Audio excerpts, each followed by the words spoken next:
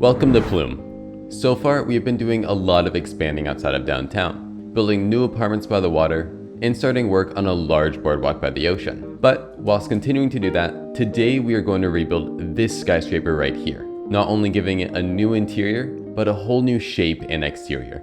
So let's get started.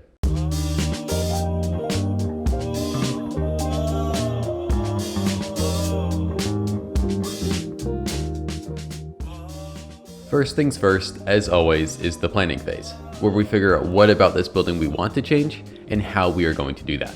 So let's take a look at this plot and let me show you why I want to change this building. This building was my first tower in the city, and there are a few things that I can immediately see that are wrong. And the first of those is the hallway right here. It wastes space, and especially window space, which is extremely valuable in a city. And it is caused by the elevators and stairs being on opposite sides of the building, instead of one sheer wall in the center that goes all the way up with the elevators and stairs. So the new tower should have the stairs and elevators in the center so all sides can be apartments. The second thing is the shape and diagonals going up the building. Now, don't get me wrong, a tower in the shape is fine, but for the style I'm aiming for with the city, apartment buildings should be more rounded and, well, have balconies. There are also normally a lot more glass on the outside, compared to large pillars going up the whole wall and diagonals as a facade. Now we know what we need to fix: the shape, facade, and the shear wall. And I've actually solved one of those issues, shown by the red markings above the building, which will show the new shape of the building. So let me explain that in a little bit more detail. The red markings above show the new shape of the building, and specifically a sort of oval shape. One thing that you will notice is these two sharp corners here, and let me tell you why I did that. The sharp corner facing the street is to emphasize the shape more when you're facing the building from the intersection, and the corner on the other side is to simply balance the building and make it symmetrical. The other detail is the window size, shown by the 1 block bumps. I made this plan to have 4 block long windows, which I like the most when making buildings, as 1 4 block long window can fit a bedroom and 2 4 block long windows can fit an open space, compared to 3 block long windows which struggle to fit a bedroom, or 5 block long windows which are only used for penthouses and other kinds of buildings. Jesus, that took a lot of takes. Now we know the plan for the shape of the building, but what is the facade going to look like? Well, let's simply recycle what the building was like and add a little bit more modernity to it. We will be making this tower white with a 2 thick layer facade, using normal glass in between the pillars and covering the entire exterior in black glass panes. The reason I added glass panes is it just looks really cool, while also adding your vertical elements with its connection to the glass. And what are vertical elements? Well, vertical elements are leading lines that face up, and when your brain sees a line facing up, it wants to follow it. So people will admire your building more with nice vertical elements. The next part of this build is the interior, and this building was really difficult to work with, as although it looks cool from the outside, the inside has a bunch of awkward angles. So I just started drafting a bunch of ideas and came up with my first design that actually worked. So let me explain my design process here. This design was meant to cram as many apartments as possible into the space, meaning some even had to be studio apartments. But as you can see here, this really didn't work.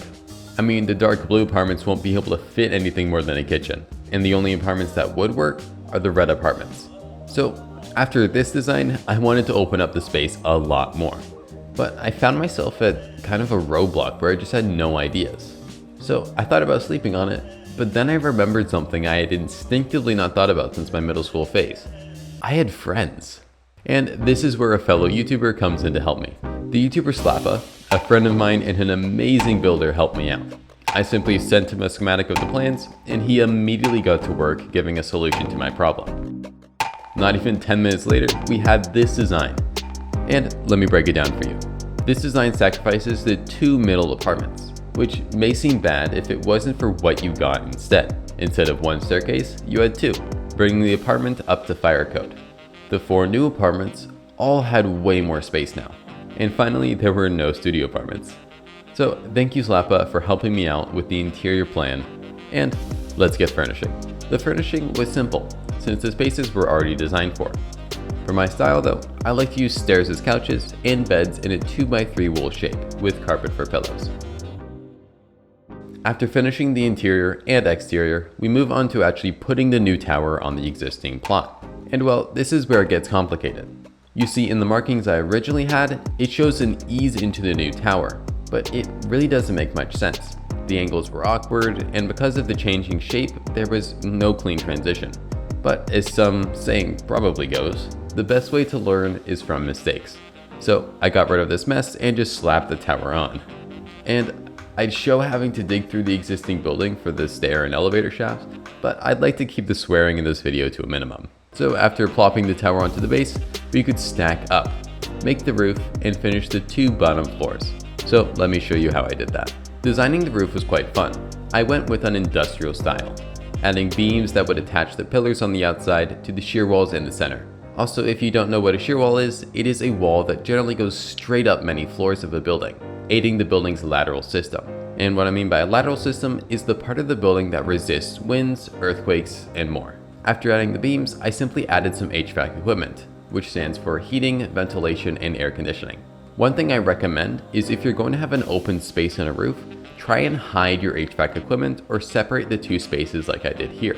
I also added a slope to the roof so it would show off that sharp corner facing the street a little bit more. Finally, we get to the bottom floors of the tower, which are just used as rentable party spaces. In the end, I filled most of them up with just some empty rooms with chairs and tables. But you can see an example here where one of these spaces is used for a wedding. And that is the finished building. We turned my first blocky apartment building into this complex and modern apartment building, which has a beautiful view of the ocean and the city. If you made it this far into the video, make sure to comment the chemical composition of Fe600, also known as reinforced steel, shown on the screen. If you enjoyed this video, please consider subscribing, and make sure to check out Slappa for some more survival Minecraft content. Other than that, enjoy this montage of the new building and have an amazing day. Goodbye.